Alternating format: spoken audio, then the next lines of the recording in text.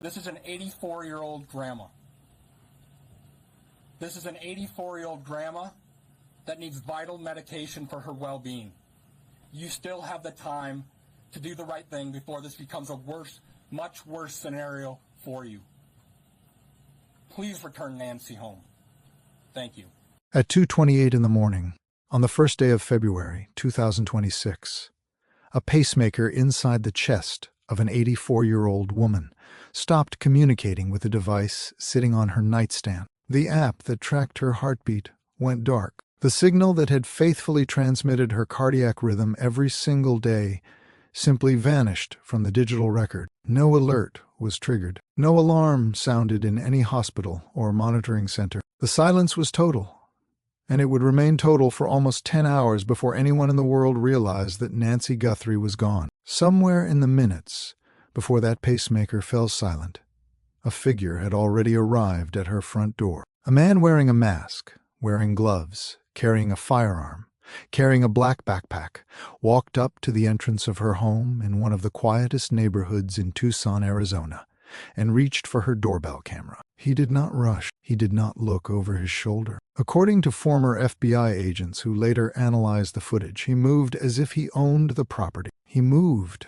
as if he had been there before. And as investigators would eventually confirm through forensic analysis of the recovered video, he had been there before. He had visited her doorstep on a prior occasion, days or possibly weeks earlier, studying the layout, learning the position of the camera, and preparing for what he intended to do next. By the time the sun rose over the Catalina foothills that Sunday morning, Nancy Guthrie was nowhere to be found. Her phone sat on the counter where she had left it. Her purse was untouched. The medication she needed to take every single day to stay alive remained inside the house. The back doors of her home were propped open, and on the front doorstep, in a pattern that a retired FBI forensic specialist would later describe as containing no voids, meaning no footprints had walked through it, there was blood. It was confirmed to be hers. Nancy Guthrie had not wandered away. She had not suffered a fall in the night and been taken by paramedics. She had been taken by force,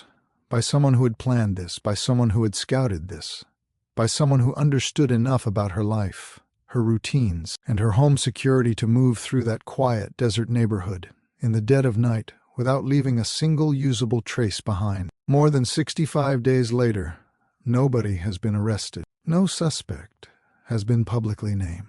The largest combined reward in the history of Tucson sits unclaimed at well over $1 million, and the man who has stood at every podium, given every press conference, and led the local side of this investigation from the very first day is now facing a recall petition, a vote of no confidence from his own deputies, and the exposure of a disciplinary record he concealed for more than 40 years. This is the disappearance of Nancy Guthrie. And if you think you know this story, stay with me, because the full picture is darker, stranger, and more unsettling than any single headline has captured. If this is your first time here on True Crime Investigator Alex, welcome. This channel covers active cases with verified facts, responsible reporting, and no speculation. If the work resonates with you, take a moment right now to hit that subscribe button and tap the bell for notifications.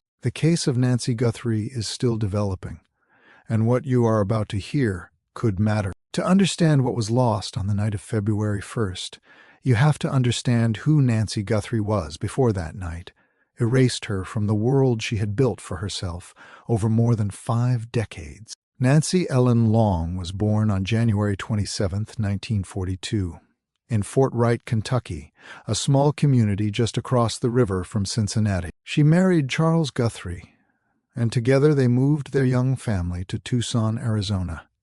In the early 1970s, they planted roots in the Sonoran Desert and stayed. They raised 3 children there, Annie, Cameron, and Savannah. Charles Guthrie died in 1988 at the age of 49 during a mining exploration trip in Mexico. Nancy was left to raise her children as a single mother in her mid-40s. In a city that was still growing, in a time before the social media networks and professional connections that would later define her youngest daughter's career. She did it. She stayed in Tucson. She stayed in the home she and Charles had chosen. She built a life anchored by her church, by her neighborhood, and by the family that remained the center of everything she cared about. Her daughter Savannah would go on to become one of the most recognized television journalists in America, eventually co-anchoring NBC's Today Show and becoming a household name. In November of 2025, just 2 months before she vanished, Nancy appeared on the Today Show alongside Savannah in a segment about what had drawn the family to Tucson all those years ago. She smiled on camera. She talked about the life they had made. She was 84 years old, living with severe back pain that limited her ability to walk even as far as the mailbox on most days. But mentally, she was described by everyone who knew her as sharp, engaged, and completely present. She was not the kind of woman who wandered off. She was the kind of woman who was taken. The evening of January 31st, 2026, began the way countless evenings had begun for the Guthrie family in Tucson. Nancy had dinner with her daughter Annie, who lived nearby, and Annie's husband, Tommaso Cioni. Afterward, Tommaso drove Nancy the short distance home and dropped her off at approximately 9:45 in the evening. He watched her go inside. He is the last known person to have seen Nancy Guthrie alive and safe. The house settled into its usual quiet. Nancy, by all accounts, went to bed. It was a Saturday night. She had church in the morning. Specifically, she planned to watch an online live stream of the service at a friend's house the following day. It was part of her weekly routine, the kind of standing appointment that people build their Sundays around without ever imagining that the absence from it would be the first sign that something had gone catastrophically wrong. What happened inside that house between 9:45 in the evening on January 31st and the early morning hours of February 1st is a question that has consumed federal investigators, forensic analysts, former FBI profilers, and millions of people across the country for over 2 months. The digital evidence paints a picture in fragments, each one more disturbing than the last. At 1:47 in the morning on February 1st, the Nest doorbell camera affixed to Nancy's front door disconnected from the network. That camera, manufactured by a Google subsidiary, was the kind of device that millions of Americans have installed on their homes. Nancy did not have an active cloud storage subscription for the device. Under normal circumstances, that would have meant any footage captured by the camera would eventually be overwritten and lost. That detail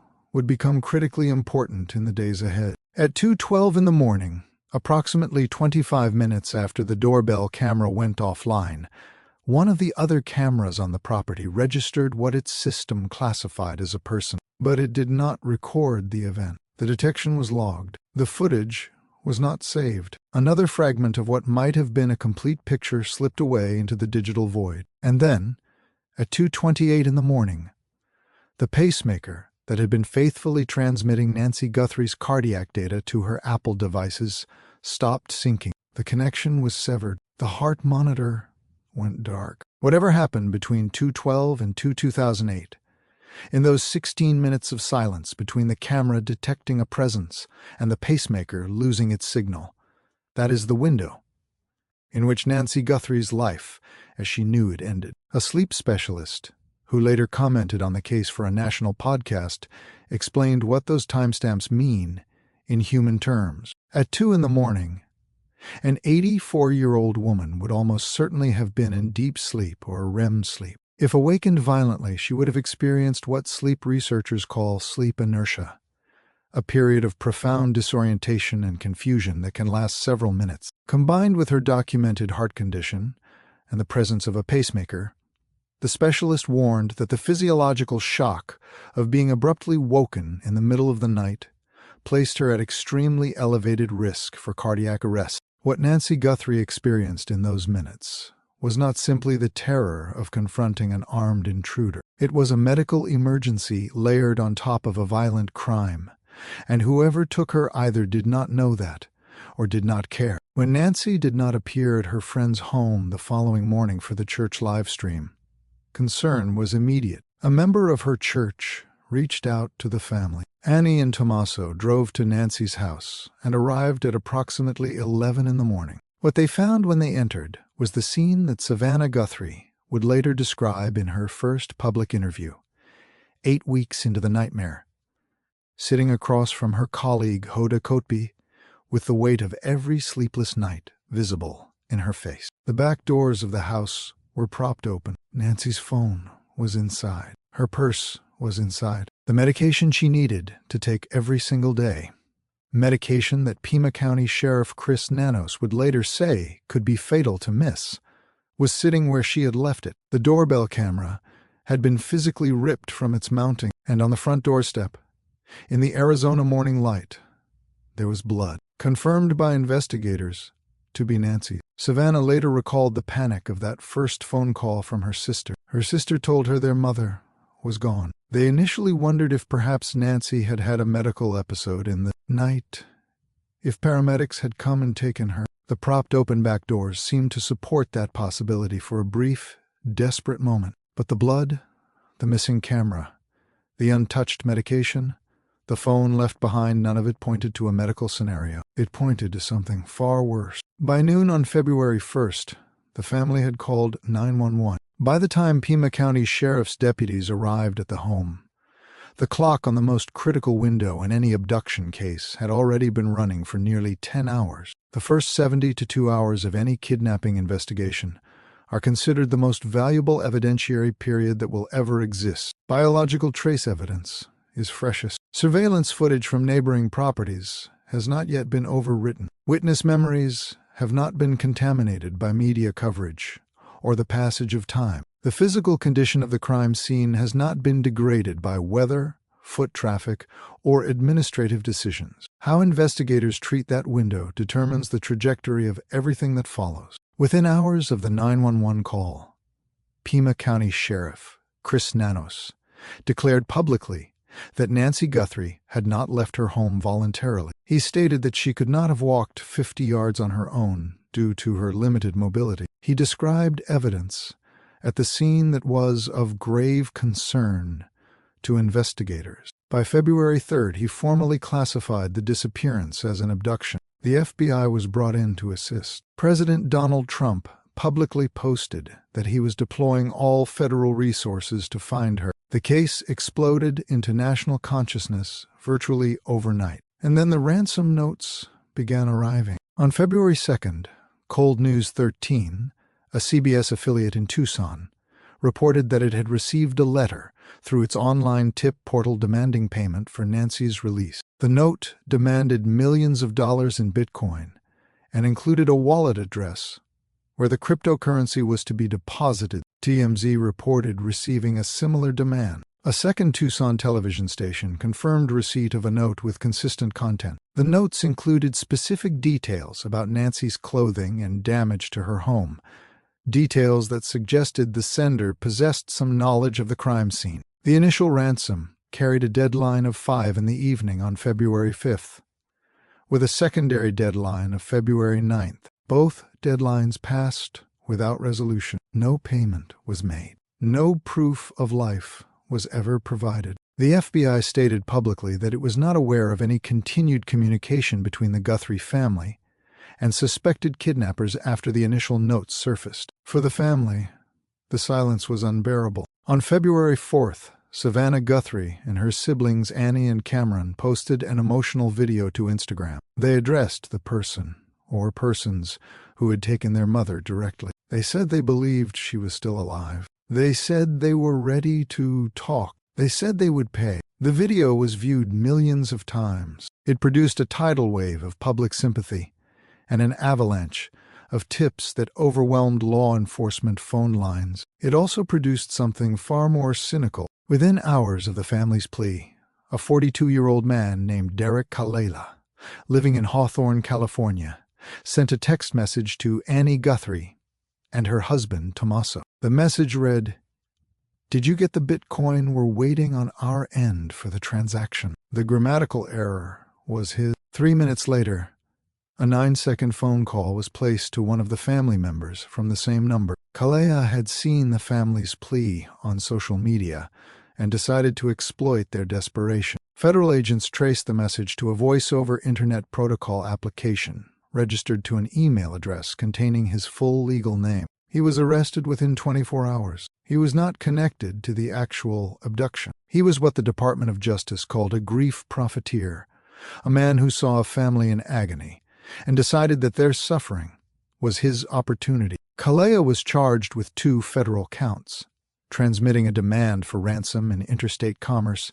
and utilizing a telecommunications device with intent to harass. He was released on a $20,000 bond. His arrest was a footnote in the case, except for what it revealed about the environment. Investigators were working in a landscape of real threats, fake threats, opportunists, and noise that made the task of identifying the actual perpetrator exponentially harder. The breakthrough that the public had been waiting for came on February 10th, when the FBI released images and video footage from Nancy Guthrie's doorbell camera. The footage had been considered lost. Nancy did not have an active cloud subscription. The camera had been physically removed from the house. And yet, working with Google, the FBI's Operational Technology Division was able to recover residual data from the Nest Systems back-end servers. What they pulled from that digital wreckage changed the investigation. The footage showed a figure, masked,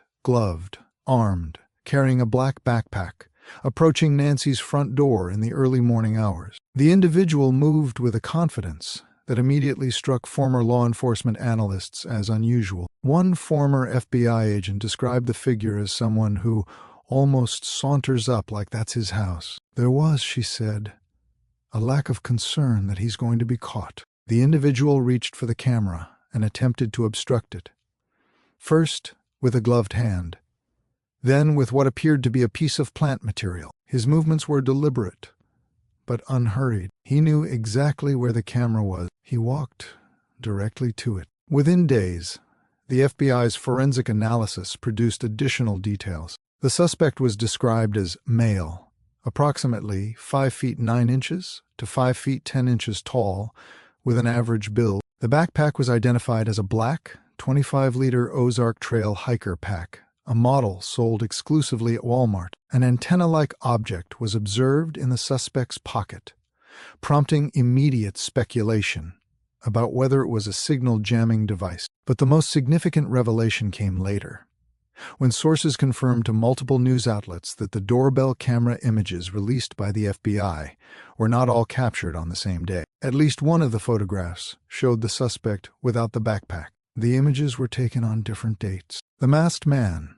had visited Nancy Guthrie's doorstep before February 1st. He had been there before the night he took her. This was not a crime of opportunity. This was planned. This was rehearsed. This was reconnaissance, followed by execution. The release of the footage produced an immediate surge in public tips. Over 4,000 calls flooded into the Pima County Sheriff's Department tip line within 24 hours. By mid-February, the FBI reported receiving more than 13,000 tips, each one reviewed by threat intake examiners working around the clock at the National Threat Operations Center. The FBI increased its reward to $100,000 for information leading to Nancy's location, or the arrest of anyone involved. The Guthrie family would later announce their own reward of $1 million, bringing the total financial incentive for actionable information to well over $1 million.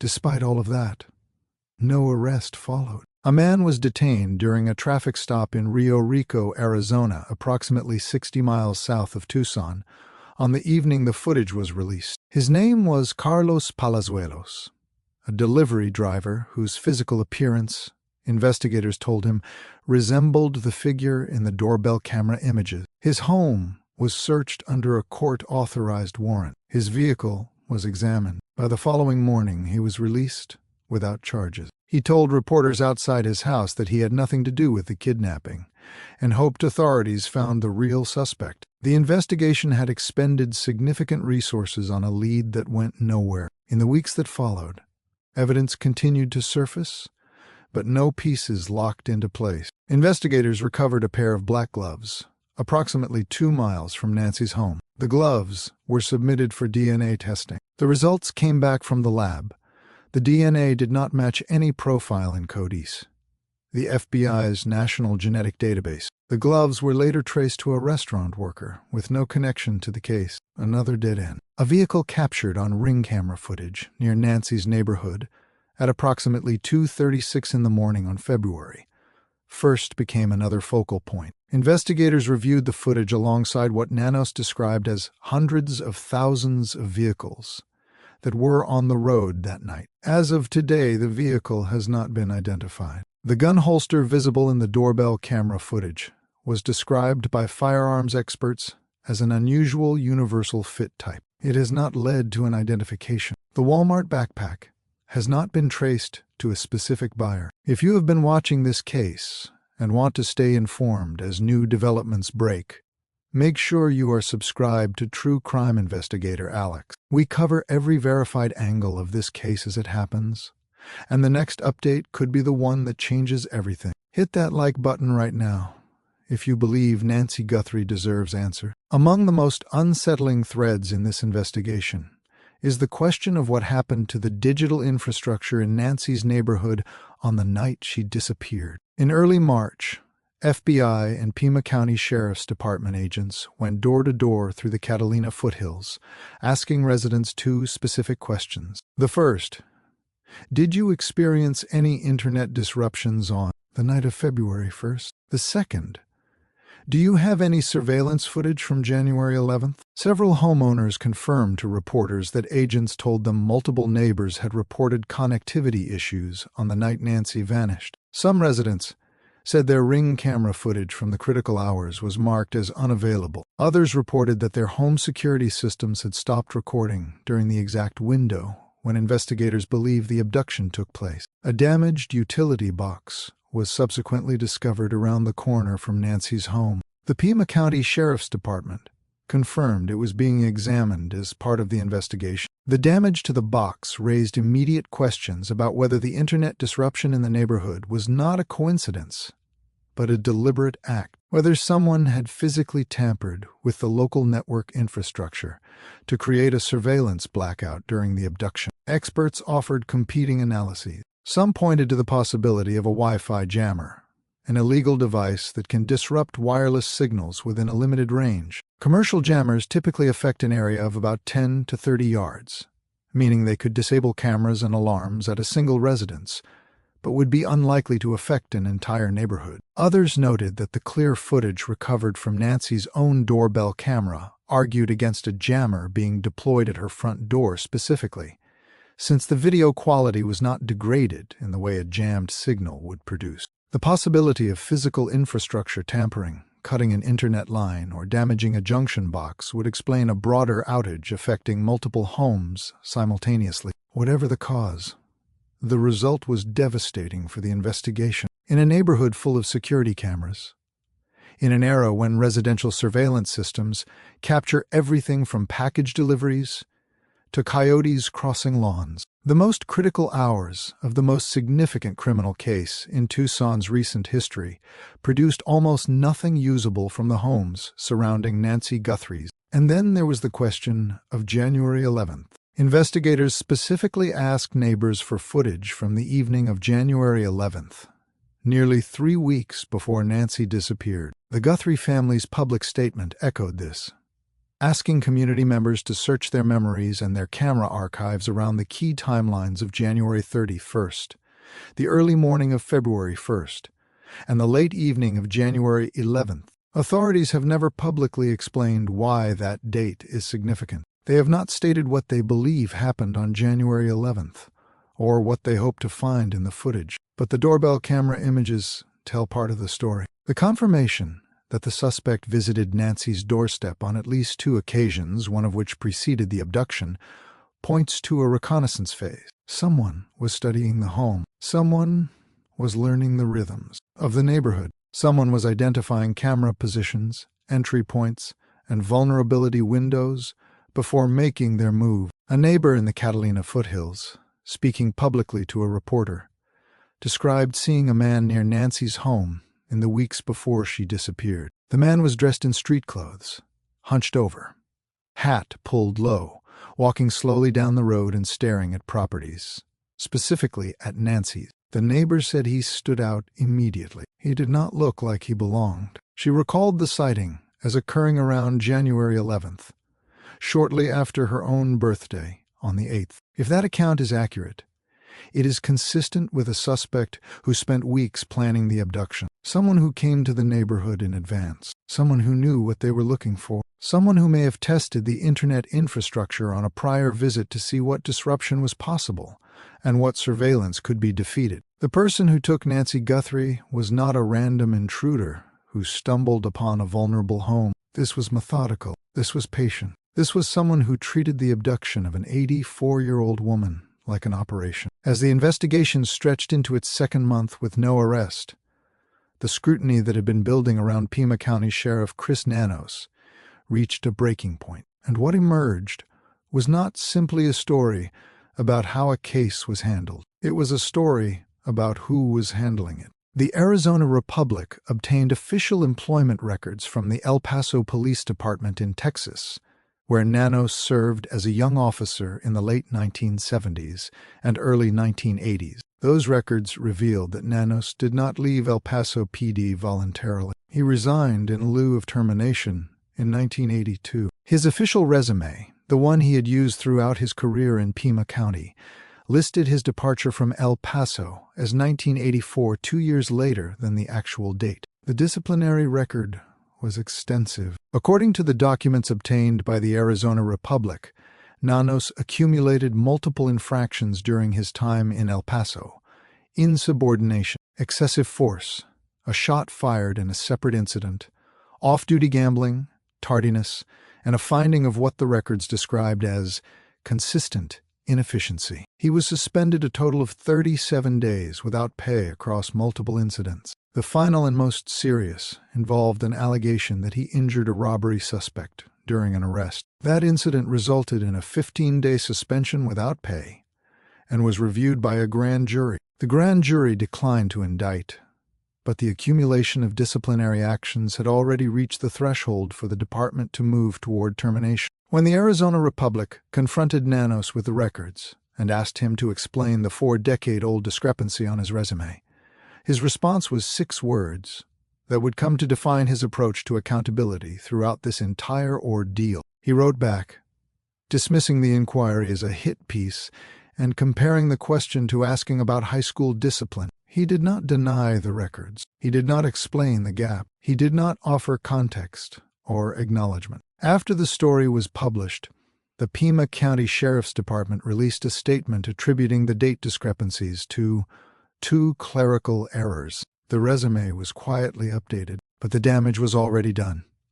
Not because of the resume alone, but because of what it represented within the context of how this investigation had been conducted from the very beginning. On February 5th, just 4 days into the investigation, reporters were able to approach close enough to Nancy's home to see her blood on the front porch. The crime scene perimeter had not been adequately secured. When asked about it later, Nanos acknowledged that he would have preserved the scene longer if given a second chance. He said his team believed they had collected everything they needed. For any veteran investigator, the idea that a crime scene in a kidnapping case of this magnitude was released prematurely enough that members of the media could view biological evidence from the victim is a fundamental procedural failure. On February 7th, 6 days after Nancy Guthrie was reported missing, while the investigation was in its most critical phase, and while the family was making public pleas for their mother's return, Nanos was photographed at a University of Arizona men's basketball game. Later reporting revealed that his brother had died during the first week of the investigation, which may have contributed to his decision to attend. That personal context is real and deserves acknowledgement, but the optics of the sheriff, leaving the most consequential case in his department's history during its opening week to attend a sporting event, contributed to a growing perception that the priorities at the top of the chain of command were misaligned with the gravity of the situation. Nanos publicly announced that all members of the Guthrie family had been cleared as suspects before DNA results from the crime scene had been returned. The clearance itself was later supported by subsequent evidence. The family has cooperated fully and has never been under genuine suspicion. But the procedural order mattered. In any criminal investigation, conclusions are supposed to follow evidence, announcing a clearance before the forensic results that would confirm it was premature and sent a signal about how conclusions were being reached. The decision to send DNA evidence to a private laboratory in Florida, rather than to the FBI's laboratory at Quantico, drew criticism from forensic experts who commented publicly on the case. For a case involving complex, mixed DNA profiles from multiple individuals, the FBI lab offers direct access to federal databases and processing capabilities, specifically designed for the most challenging forensic challenges in the country. The sheriff chose a different path, and the reasons for that choice have never been fully explained. When the Arizona Republic's investigation added the El Paso records to the accumulating list of questions, the response from within Nanos's own department became impossible to ignore. Sergeant Aaron Cross, president of the Pima County Deputies Organization, the union that represents the officers who work under Nanos, described the sheriff as treating the search for Nancy Guthrie as a personal ego case. When the United Cajun Navy, a volunteer search organization, submitted a 41-page proposal to assist with the search, including thermal, drones, 25 specialized canines, and coordinated desert grid sweeps, Nanos declined the assistance. Cross publicly disagreed, stating that more help was always better than less. And then came the deposition. 3 months before Nancy disappeared, in a Tucson conference room, Nanos was asked under oath whether he had ever been suspended as a law enforcement officer. According to a transcript reviewed by the Arizona Republic, Nanos answered no. The El Paso records documented 8 separate suspensions. The Pima County Board of Supervisors voted unanimously in early April to formally question Nanos about his work history and the management of his department. The recall petition, filed on March 12th, gave organizers 120 days to collect approximately 122,000 signatures, a monumental task,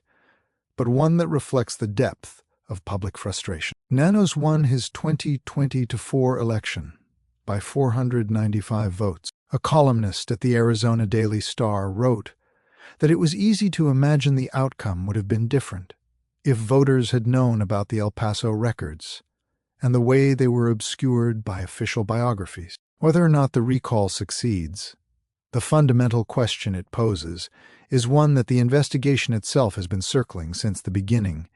Is the person leading this effort the right person to lead it? Throughout every development, every setback, every controversy, the Guthrie family has maintained a composure that defies what most people could manage under these circumstances. They have not attacked the investigation publicly. They have not pointed fingers. They have cooperated with law enforcement at every stage. They have offered their own resources, put up their own money, made their own public appeals, and endured the cruelest speculation the internet can produce about whether they themselves were somehow involved. In her interview with Hoda Kotb, Savannah Guthrie addressed that speculation directly. She described it as cruel. She described looking at the doorbell camera footage and imagining her mother waking in the dark to find a masked man standing over her bed. She said she wakes every night in the middle of the night, and in the darkness, she imagines her mother's terror. She said those thoughts demand to be thought. She said her family is in agony. She said it is unbearable.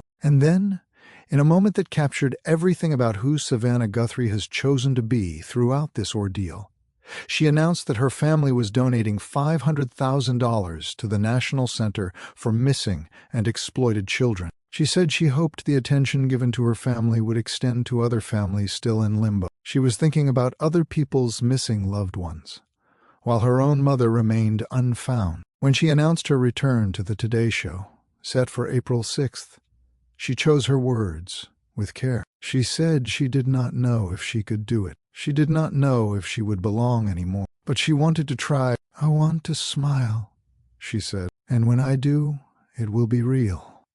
My joy will be my protest." 65 days have passed since Nancy Guthrie was taken from her home. The FBI's command post has been relocated from Tucson to Phoenix. The Pima County Sheriff's Department says it is refocusing resources but not abandoning the search. Cadaver dogs have been put on hold but remain available. Over 19,000 tips have been submitted to the FBI's National Threat Operations Center. Investigators continue to examine forensic evidence, digital data, and vehicle records. No arrest has been made. No suspect has been named. No motive has been publicly identified. The masked man on the doorbell camera remains unidentified. The vehicle on the Ring camera footage at 2:36 in the morning remains unidentified. The person or persons who planned and executed the abduction of an 84-year-old woman from her own bed in one of the safest neighborhoods in Tucson, Arizona, remain at large. The case is not cold.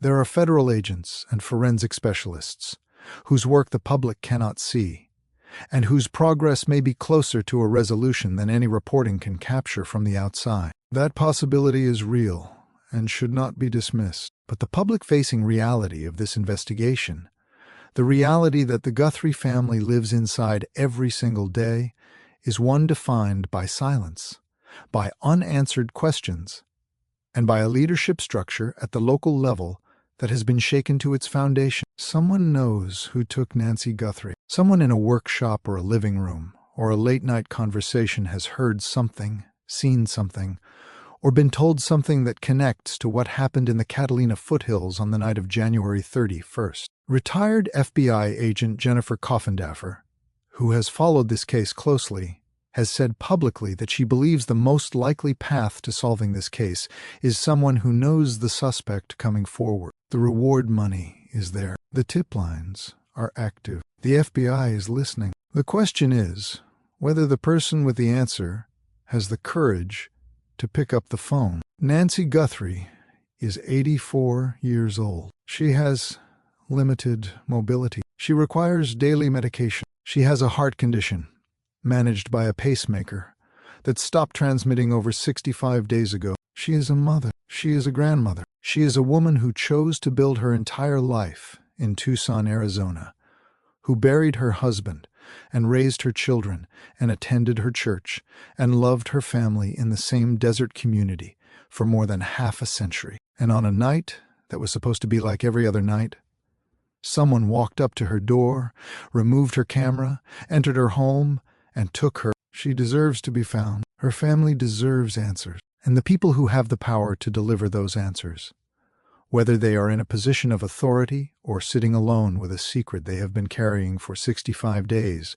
owe it to Nancy Guthrie and to themselves to act. If this video gave you something you did not have before, if a single detail in this investigation was new to you, then share this video with someone who needs to see it. The more people who understand the full scope of what has happened here, the harder it becomes for the silence to hold. Subscribe to True Crime Investigator Alex for every update on this case as it develops. Leave a comment below with what you believe is the most critical unanswered question in this investigation. We read every single one. And turn on notifications, because the next video goes deeper into the forensic evidence, the digital blackout, and what a credible path to resolution actually looks like from here. Nancy Guthrie is still out there, and until she is found, this story is not over.